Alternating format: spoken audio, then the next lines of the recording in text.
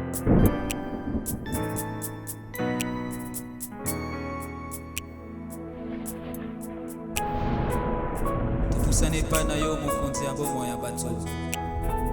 répandons nos corps devant ton trône de grâce. Le thème de ce matin, c'est la présence de Dieu. Dis à la personne qui est à côté, la présence de Dieu. Alléluia. La présence de Dieu. Raison pour laquelle je nous ai dit que j'ai aimé l'atmosphère et je continue à aimer l'atmosphère qui règne en ces lieux. Ne sois pas distrait, s'il vous plaît. Et le Saint-Esprit qui nous a donné aussi ces thèmes, il savait que ces cultes devaient s'organiser de cette manière, où on a envie de continuer à adorer, à louer notre Dieu. Mais permettez aussi que la parole puisse prendre sa place, afin de mieux orienter nos prières. La présence de Dieu. Nous allons lire Exode chapitre 33, verset 18. Exode chapitre 33, verset 18. Pour honorer la parole de Dieu, je nous demande de s'élever. Nous lisons la parole de Dieu au nom de Jésus. Moïse dit: fais-moi voir ta gloire. Amen. Amen. Moïse dit: fais-moi voir ta gloire. Est-ce qu'on peut acclamer pour la parole de Dieu? Merci, vous pouvez vous rasseoir. Moïse dit: fais-moi voir ta gloire. Ce matin, nous allons parler de la présence de Dieu. Mais pouvez vous demander le passage que nous venons de lire nous parle de la gloire de Dieu. Mais vous, votre thème nous parle de la présence de Dieu. Exode toujours chapitre 33. Le verset 19. L'Éternel répondit: je ferai passer devant toi toute ma bonté et je proclamerai devant toi le nom de l'Éternel. Je fais grâce à qui je fais grâce et miséricorde à qui je fais miséricorde. Amen. Verset 20, l'Éternel dit: tu ne pourras pas voir ma face, car l'homme ne peut me voir et vivre. Amen. Hein? Amen. Donc vous comprenez déjà par là, Moïse qui a demandé la gloire de Dieu. En d'autres mots, Moïse désirait la présence de Dieu. Parce qu'au verset 20, l'Éternel a dit que personne ne pourra voir ma face. Dans l'entrée de jeu, j'aimerais que nous puissions comprendre que quand on parle de la gloire de Dieu, on fait référence à sa présence. On fait référence à sa face. Alléluia. Alléluia. Je nous avais dit que en ces lieux, il règne une merveilleuse atmosphère. Alors ne soyons pas distraits. Bien aimé, lorsque on parle de la présence de Dieu,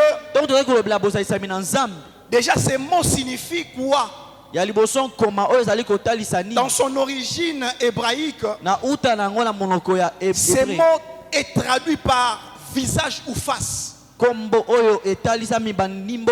C'est même la réponse que Dieu a donnée à Moïse. Personne ne pourra voir ma face. Personne ne peut voir ma présence. Mais la présence de Dieu implique une rencontre personnelle et proche avec Dieu. C'est-à-dire quelqu'un qui a besoin de la présence de Dieu, c'est une personne qui veut rencontrer Dieu, pas de manière lointaine, mais il veut vraiment rencontrer Dieu en proximité. Il veut être proche de Dieu. La présence de Dieu, non seulement elle implique la rencontre personnelle et proche avec Dieu, cela implique aussi une connaissance progressive de Dieu. Et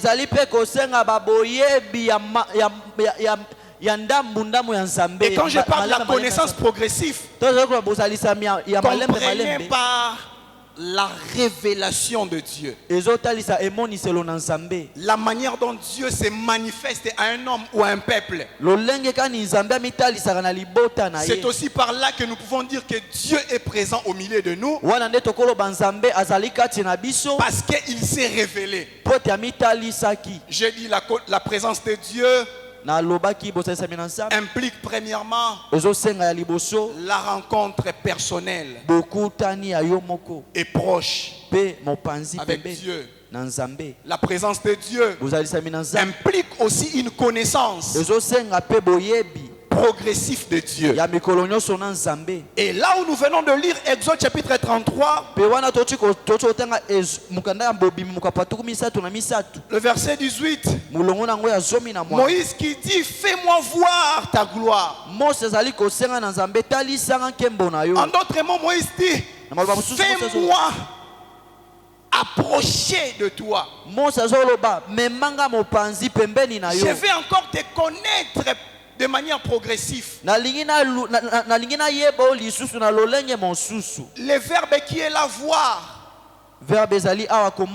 a pour sens, le verbe voir a pour sens apprendre sur le sujet,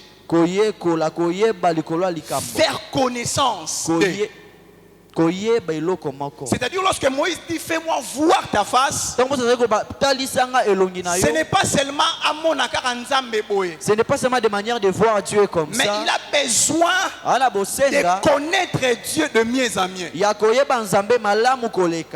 besoin de comprendre même le principe de Dieu. Mais le Moïse qui parle dans Exode chapitre 33, n'est-ce pas, il est quelqu'un qui est habitué de rencontrer Dieu. Mais pourquoi il va encore exprimer ses désirs de la présence de Dieu? Alléluia. Amen. Je reprends. Moïse, habitué. Déjà, si vous lisez Exode, je crois à partir du chapitre 3, Dieu s'est révélé à Moïse au buisson ardent.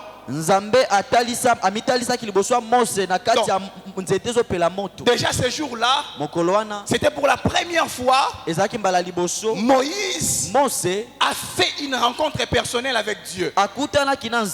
Une rencontre personnelle et proche. Mais à part Exode chapitre 3, c'est même Moïse. À chaque fois, Dieu, quand il a choisi, il lui a révélé sa mission. À chaque fois, Moïse demeurait dans la présence de Dieu. Et déjà dans Exode chapitre 20, avant d'arriver au chapitre 20, le verset ou le chapitre précédent nous parle de cette rencontre qui a duré 40 jours et 40 nuits. Quand Dieu a appelé Moïse pour lui donner la loi, qu'est-ce que j'aimerais vous faire comprendre? Que Moïse, qui demande à Dieu de lui faire voir sa face, il était déjà habitué dans la présence de Dieu, de voir Dieu, d'écouter Dieu le parler. N'est-ce pas un jour lorsque son frère et sa sœur se sont complotés contre lui, Dieu a dit à Aaron et à Myriam, si moi je dois parler à vous, c'est par des songes, par des visions. Mais à mon serviteur Moïse, je lui parle comme des amis. Alléluia. Frères et sœurs, nous devons comprendre que la présence de Dieu, on ne s'habitue pas avec. Je reprends. On ne s'habitue pas de la présence de Dieu. Moïse pouvait se contenter. J'ai l'habitude de rencontrer Dieu. J'ai l'habitude d'écouter Dieu me parler. Mais Moïse savait, on ne peut jamais s'habituer de la présence de Dieu. J'aimerais dire à l'église du Seigneur, on ne s'habitue pas de la présence de Dieu. Ce n'est pas parce que nous avons cette habitude de venir à l'église que nous devons aussi avoir l'habitude de la présence de Dieu. Il y a deux vérités que j'aimerais nous partager. Parlant de l'habitude. Vous savez, l'habitude, elle tue le respect. L'habitude tue la considération. L'habitude tue les divins. Je répète. L'habitude de la présence de Dieu, elle tue le respect pour Dieu. Il y a des gens qui sont tellement habitués de la présence de Dieu, et lorsque vous regardez leur vie, ils ont perdu le respect pour Dieu. Premièrement, si nous respectons Dieu, au moment où on s'est concerté, on nous a dit que les cultes commencent à 9h30. Imaginons un peu, frères et sœurs. Tel que vous êtes là, si vous avez un travail quelque part, on vous dit le travail commence à 9h juste. Chacun de nous s'efforcera à respecter ses heures ou ses horaires du travail. Parce que dès que tu arrives en retard, on va te soustraire ton salaire.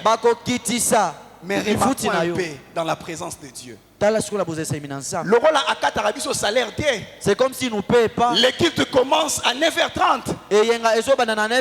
On se présente à 11h. Pourquoi? Parce qu'on s'est habitué de la présence de Dieu. Par conséquent, on a perdu le respect pour Dieu.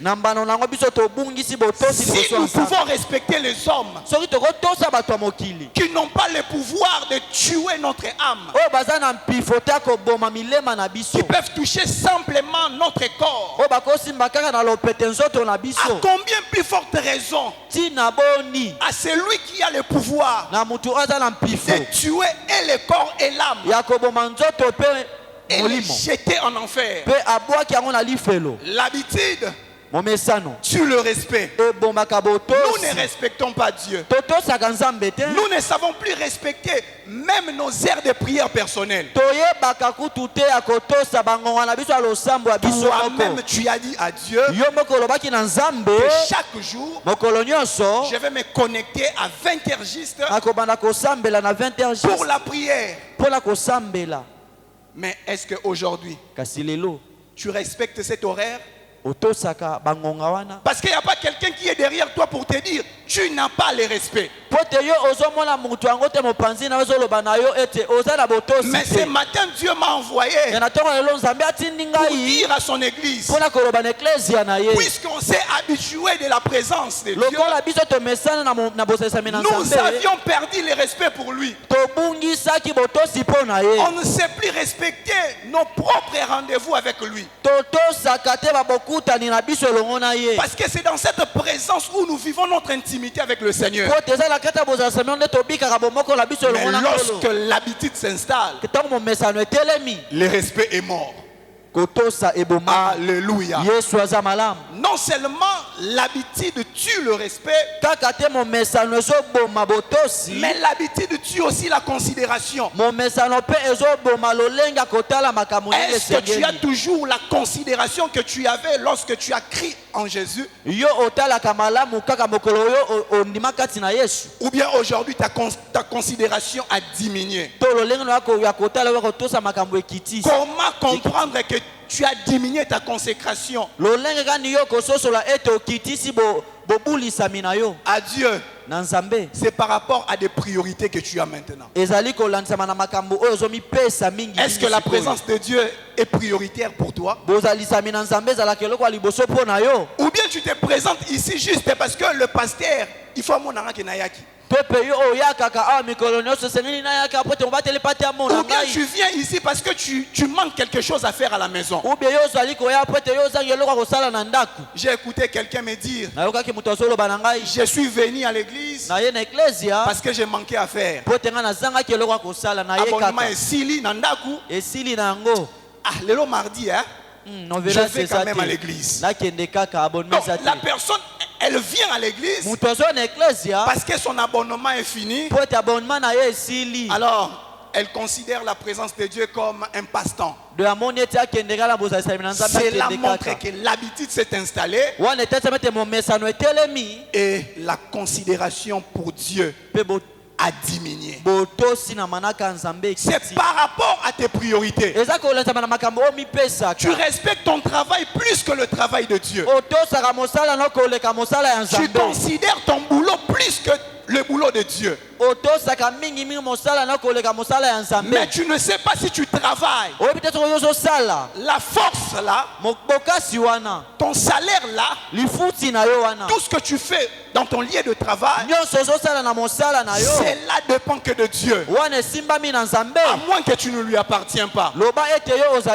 Mais celui qui appartient à Dieu, il sait que tout de moi n'est que fruit de la grâce. Tout de moi, sans Dieu, je ne suis rien. Alors, je dois considérer plus Dieu que toute autre chose. Alléluia. Parce qu'on s'est habitué de la présence de Dieu, notre considération pour Dieu a diminué. Tu servais à l'église, mais tu ne sers plus. Tu commences à donner des excuses. Frères et sœurs, nous les hommes, nous pouvons te comprendre. Nous les hommes, nous pouvons éviter de te parler pour ne pas créer certains problèmes. Mais tu n'es pas serviteur ici pour moi, mais tu es serviteur, servante pour le Seigneur. Alors si c'est pour le Seigneur, considère le Seigneur. Si nous pouvons considérer les hommes, mais pourquoi notre considération pour Dieu a diminué? Simplement parce que nous pensons que notre récompense dépend des hommes. La récompense ne dépend pas des hommes. La récompense dépend de Dieu. On peut te donner aujourd'hui $100. $100, tu auras toujours des problèmes. Mais lorsque Dieu nous récompense, non seulement il mettra $100 dans tes poches, mais il va aussi te donner la santé divine. Il va aussi te donner la paix du cœur. Il va aussi te donner les repos de tous côtés. Il va Il n'y a que Dieu qui peut nous satisfaire à 100%. Ce n'est pas la repentance vie. Alors frères et sœurs, ne nous habituons pas de la présence de Dieu. Voilà pourquoi notre considération pour Dieu a diminué. Quand tu ne viens pas répéter, quand tu ne viens pas prester, quand tu ne viens pas au culte, tu ne fais pas les mal au pasteur. Cette œuvre ne nous appartient pas. Le maître de l'œuvre, c'est Jésus. En réalité, tu te détruis toi-même. Parce qu'il y aura des choses que tu n'auras jamais loin de la présence de Dieu. Nous qui avons Jésus-Christ comme Seigneur et Sauveur, nous savons que nous recevons toutes choses dans sa présence, pas en dehors de sa présence. Alléluia. Alors revoyons nos priorités. D'abord Dieu, après les autres. Dieu ne doit pas toujours être alpha sans être oméga. Et il ne peut pas être oméga sans être alpha. Il doit être alpha, il doit aussi être oméga. C'est-à-dire dans ta première priorité, c'est Dieu. Dans ta dernière priorité, c'est Dieu. Tu verras que dans tout ce que tu vas entreprendre, tu le feras pour la gloire de Dieu et non pour la gloire des autres. Alléluia. Église de Dieu, revoyons nos priorités. Parce que notre considération pour Dieu a diminué. La troisième des choses, lorsqu'on s'habitue de la présence de Dieu, la chose que Moïse a évitée, les divins, on le tue. Je répète, lorsqu'on s'habitue de la présence de Dieu, on tue le divin. C'est pourquoi, frères et sœurs, il y a certaines choses, nous ne les voyons plus, cela s'est manifesté. Mais lorsque nous lisons la Bible, nous voyons comment Dieu manifestait ces choses aux hommes de la même nature comme nous. Mais pourquoi aujourd'hui cela ne se manifeste pas dans nos vies? C'est à cause de l'habitude. L'habitude tue le divin. J'aimerais même les ramener dans nos relations interpersonnelles. Quand tu t'habitues même avec des serviteurs de Dieu, cela tue le divin. Tu vas rater le côté divin, la grâce de Dieu que cet homme dégage ou que cet homme apporte. Tu peux être une femme de l'homme de Dieu. Il y a un moment, il est ton homme. Mais un autre moment, il a la casquette d'un homme de Dieu. Alléluia. Tu es à côté d'un frère, d'une sœur. Parce que nous ici, nous considérons tout le monde comme serviteur et servante de Dieu. Attention de t'habituer entre frères et sœurs. Nous allons rater les divins. Les divins, c'est quoi? C'est la grâce que Dieu dépose dans la vie d'une personne. Et cette grâce peut être communiquée à toi. Mais à toi, comme notre vie, nous manquons plusieurs choses à cause de l'habitude. On a fait de Dieu comme notre ami. Nous manquons plusieurs bénédictions à cause de l'habitude. J'aimerais même dire, on a fait des serviteurs de Dieu, nos amis. Nous manquons plusieurs choses à cause de l'habitude. Un moment, un homme peut te parler comme un homme. Mais il y a des moments où il te parle comme un porte-parole de Dieu. Alors lorsqu'on est distrait, nous manquons beaucoup de choses. Il y a encore une autre vérité que vous devez comprendre.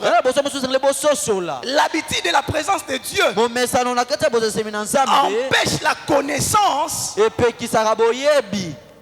des autres facettes de Dieu. Je répète, église, écoutez-moi bien. Moïse qui dit, fais-moi voir ta face. Je vous ai dit pourquoi Moïse fait cette demande. Lui qui était habitué de voir, de rencontrer Dieu. Mais Moïse avait compris qu'on ne s'habitue pas de la présence de Dieu. Une autre vérité, Moïse connaissait que l'habitude de la présence de Dieu m'empêchera de voir Dieu dans ses autres facettes. Alléluia. Nous avons un Dieu qui a plusieurs facettes. Quand je parle de facettes, je fais aussi référence à ses manifestations. Dieu ne se manifeste pas seulement d'une seule façon, mais Dieu se manifeste de plusieurs façons. Mais lorsqu'on s'est habitué de la présence de Dieu, je viens seulement à l'église, on va prier, ça c'est la première partie. La deuxième partie, on va chanter, et après on va écouter la parole, on va donner les offrandes et les annonces, on fera la prière de clôture. Amen, amen, je rentre à la maison.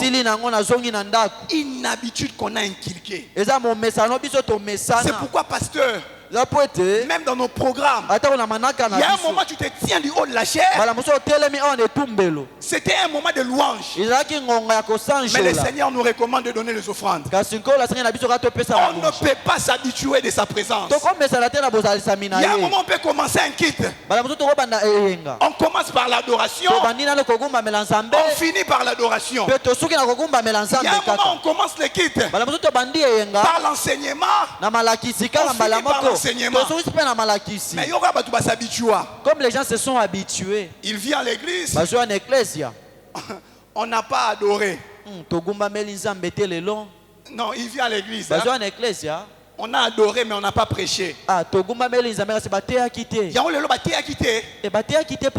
Lui, il s'est tellement habitué, il ne sait pas que même dans l'adoration, il y a des prédications qu'on ne saura jamais prêcher, parce que nous sommes dans la rencontre personnelle avec Dieu. Ça ne sera pas le pasteur Mani qui prêche, mais le Saint-Esprit qui va nous prêcher. La personne qui s'est habituée de la présence de Dieu, quand elle vient à l'église, ces jours-là, on n'a pas loué. Parce que pour nous, nous comprenons que la louange, il faut que la chanson soit rapide. Si la chanson est rapide, c'est que c'est ça la louange. Kembo, kembo, kembo, kuna. C'est ça la louange. Est-ce que vous comprenez que le mot louange signifie rendre grâce à Dieu pour ses bienfaits? La louange n'a rien à voir avec nos chansons. Nos chansons peuvent accompagner la louange, mais il n'y a pas une chanson où on doit dire que on nzembo adoration, on nzembo louange. Alléluia. Il n'y a pas de chanson parce qu'elle est lente. C'est que cette chanson accompagne la louange ou l'adoration. Yes. Mais c'est cette expression venant du cœur sincère où nous disons à Dieu, merci pour ce que tu as fait. Je n'attends pas que les chantres entendent une chanson. Ils peuvent m'accompagner par cette chanson, mais c'est d'abord une expression venant du cœur, exprimée dans la bouche de manière sincère. C'est ça, mes frères et sœurs. Mais quand il y a une habitude habitude, nous manquons la connaissance des autres facettes de Dieu. Lorsque les enfants d'Israël sont sortis de l'esclavage, Moïse va faire une prière. Et dans sa prière, il va appeler Dieu El Shaddai, le Dieu Tout-Puissant. Ça, c'était la facette que Moïse avait, je dirais, avait expérimenté. Mais Dieu n'est pas seulement El Shaddai. Raison pour laquelle les Moïse qui a découvert Dieu comme El Shaddai, il avait encore besoin de découvrir Dieu dans d'autres facettes. Abraham qui a aussi découvert Dieu comme le Dieu Tout-Puissant, il avait aussi besoin de découvrir Dieu comme le pourvoyeur. Frères et sœurs, souvent nous, à cause de l'habitude qui nous empêche de connaître Dieu, nous n'avons qu'une seule facette de Jésus-Christ, le Jésus qui donne. Nous n'avons que ça, Jéhovah Jireh. Mais nous ne savons pas que le Jéhovah Jireh, c'est aussi un Jéhovah Rapha. Le Jéhovah Rapha, c'est aussi un Dieu qui sanctifie. Le Jéhovah qui sanctifie, c'est aussi Jéhovah Sabaoth. Mais comment connaître toutes ces facettes? C'est si seulement nous désirons comme Moïse de ne pas rester dans des choses, dans des révélations d'hier, mais chaque jour de demander à Dieu, fais-moi voir ta gloire. Chaque jour de demander à Dieu, Seigneur, je vais te connaître de mieux en mieux. J'ai rejoint la prédication du dimanche passé. Ces jeunes hommes riches qui observaient toute la loi, il pouvait dire que je connais Dieu dans sa loi. Il avait la facette de Dieu, le Dieu de l'ancienne alliance, mais il n'avait pas la facette de ce Dieu de la nouvelle alliance. Raison pour laquelle il lui manquait la vie éternelle. À cause de l'habitude, cela nous empêche de connaître que Jésus-Christ a effacé l'acte dont les ordonnances nous condamnaient. Il a détruit cela en le clouant à la croix. Il a aussi dépouillé les dominations, les autorités, en les livrant publiquement en spectacle, en triomphant d'elle à la croix. La personne qui n'a jamais expérimenté cette facette, elle passera toute sa vie. Elle passera toute sa vie de délivrance en délivrance. Aujourd'hui, on va prier pour lui. La personne va tomber. Le dimanche prochain encore, la personne va tomber. Pourquoi? Parce qu'elle ne connaît pas Dieu dans la facette que il n'y a maintenant aucune condamnation pour ceux qui sont en Christ. Lorsqu'on a cette connaissance, chaque jour, nous allons marcher la tête haute. Peu importe les difficultés qui peuvent se présenter, nous allons dire à Satan, tu n'es qu'un menteur. Le Dieu qui me fait voir sa face, il m'a déjà dit, il t'a vaincu à la croix. Alléluia. Lorsque l'habitude est installée, cela nous empêche de connaître d'autres facettes de Dieu. J'aimerais prier, mon Dieu, que son église que nous sommes, que nous quittons les habitudes, La présence de Dieu ne doit pas être une habitude, mais elle doit être une attitude permanente. N'est-ce pas? Il est écrit, votre corps est le temple du Saint-Esprit. Il a fait de nos êtres la demeure de sa présence. Alléluia. C'est pourquoi, même si mes heures de prière me trouvent en dehors de la maison et que je suis dans un taxi-bis, je peux me connecter en esprit, parce que rien ne m'empêchera, puisque la présence de Dieu, elle est une attitude permanente en moi. Alléluia. Alléluia. Frères et sœurs, cette femme samaritaine qui pensait que pour adorer Dieu, il fallait monter sur la montagne. Pour les Juifs, ils pensaient pour adorer Dieu, il fallait se rendre à Jérusalem. Mais le Seigneur a dit, l'heure vient, elle est déjà venue, où les vrais adorateurs adoreront le Père en esprit et en vérité. Les adorateurs n'ont pas besoin tous en instrument d'adoration. Les adorateurs n'ont pas besoin tous en kiti poto d'adoration. Mais parce qu'elle est une attitude permanente. J'adorerai mon Dieu même dans un dessin et 7.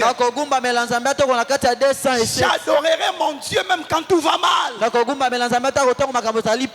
que l'adoration pour moi, elle est une attitude permanente. Est-ce que je parle à quelqu'un? C'est pourquoi, s'il vous plaît, arrêtons de nous fatiguer, frères et sœurs. Pasteur, telle chose n'avance pas. Mais si cette présence est installée aussi en toi, c'est vrai, il y aura d'autres choses qui seront déclenchées quand un homme de Dieu déclare. Mais ne sois pas dépendant des hommes de Dieu, des servants de Dieu. Sois dépendant de Jésus, de la présence de Jésus.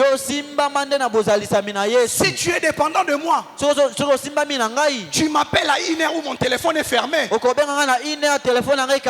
tu seras déçu. Peut-être tu as besoin de moi. Tu as besoin de Pasteur Mani. Il est hyper occupé. D'ailleurs, son téléphone pour passer, c'est difficile. Mais je sais le téléphone de quelqu'un. 24 heures sur 24. Son téléphone est toujours disponible. Il nous dit dans Jérémie 33:3, n'invoque pas Pasteur Mani,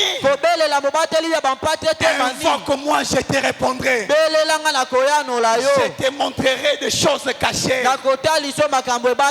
choses que tu ne connais pas. Si seulement on comprend ces choses, nous allons arrêter de fatiguer nos pasteurs et nos encadreurs, parce que nous serons conscients que nous-mêmes, nous vivons la présence de Dieu. J'aimerais même choquer une personne. Tu veux délivrer quelqu'un?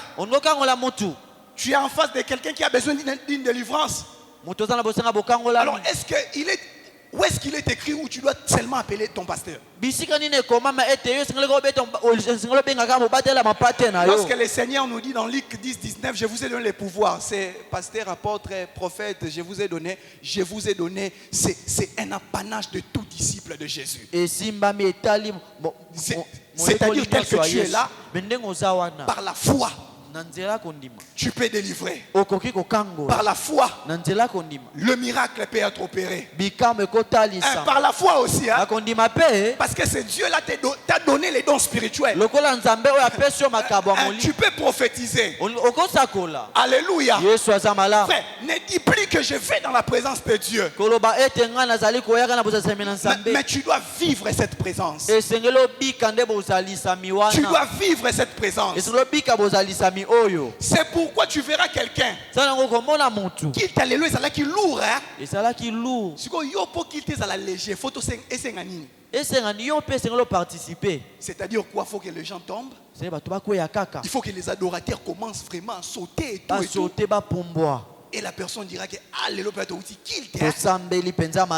Nayoki même pas sensation. Nayoki ba chair de poule. Kolenga no wanenge laxate ke nzamba na yo. Ezali kolakisate. On appelle ça effervescence charnelle. Yes, ba sensation. Tu verras mutazon tuntuka, ba mbiku di pe ba sala rango malamu koleka yo. Ba leka ba sala kutu koleka. Mais ba vrai nchor. Tu vois quelqu'un qui frère. Aujourd'hui, on assiste à des spectacles. À l'église du Seigneur. Il faut que des chaises se cassent. Et là, on doit dire que waouh, la présence est là. Il faut qu'on commence à crier, déranger même les voisins. Sous d'autres cieux, on viendra vous arrêter. Parce que c'est la nuisance sonore. Tapage, huile. Alléluia. Amen. C'est-à-dire, il y a des moments de culte. On n'a même pas besoin de trop faire de bruit. Parce que ce n'est pas ça qui représente que Dieu est parmi nous. On a juste le fait d'être conscient que je vis la présence de Dieu. Que ma prière soit prononcée. Ou que ma prière soit faite du fond de cœur. Cette prière sera exaucée. S'il faut un miracle, cela aussi se fera. Alléluia. Amen. Quittons dans ces spectacles, frères et sœurs. Ce n'est pas ça qui montre que Dieu est présent. Tu dois juste être conscient que cette présence est installée en toi par le Saint-Esprit. Si le Saint-Esprit est attristé, alors nous les hommes, frère, car yo mutu faut pas péki sa vie wana mabe. Et puis ton mona kiyo, on t'a appelé mon frère, ma sœur.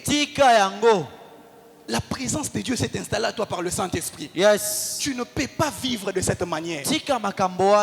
Mais yo, tu penses que parce que au tout mukaki, frère, tu peux même donner une prophétie exacte. Mais est-ce que vous ne savez pas que dans la Bible, Dieu a utilisé même des rois païens? Dieu